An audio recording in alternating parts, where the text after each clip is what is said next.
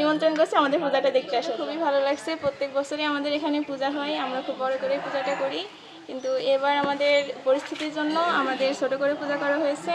আমার বাসাও এখানে। আর অন্যবার অনেক মনে করেন লাইটিং, গান বাজনা অনেক করে অনেক বড় করেই করা হয়, কিন্তু এবার দেশের পরিস্থিতি তো সবাই জানে, সেই জন্যই ছোটো করে করা হয়েছে।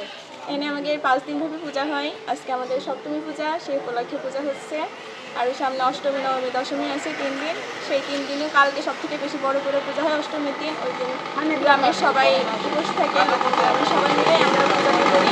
ওই দিনে আমাদের অষ্টমী দিনটাই আমরা বড় পূজার সাথে ধরি। ওই দিন সবাই আগামীতে যদি পরিস্থিতি ভালো থাকে, দেশের অবস্থা যদি ভালো হয়, তাহলে অনেক বড় করে করা হবে। আমাদের তো এবার তো ছোট করে করা হয়েছে, আমাদের তো আরও অনেক বড় করে করা হয়, প্রতিমা অনেক বড় করে অনেক সুন্দর করে করা হয়। বলবো যে আমাদের পূজাটা দেখতে আসেন। এবার যেহেতু ছোট করে হয়েছে তাও দেখতে আসেন। আর অন্যবার তো বড় করে হয়, তারা সবাই জানে যে আমাদের পূজাটা অনেক বড় করে হয়, এখানে অনেক লোকজন আসে। এবার যখন ছোট করে হয়েছে তাও সবাইকে নিমন্ত্রণ করছে আমাদের পূজাটা দেখতে আসার জন্য। কালকেও আমাদের পূজাটা অনেক বড় করে হবে, কালকে থেকে অনেক লোকজনও আসে। সবাইকে নিয়ে সামনের বছর থেকে আরও বড় করে হবে।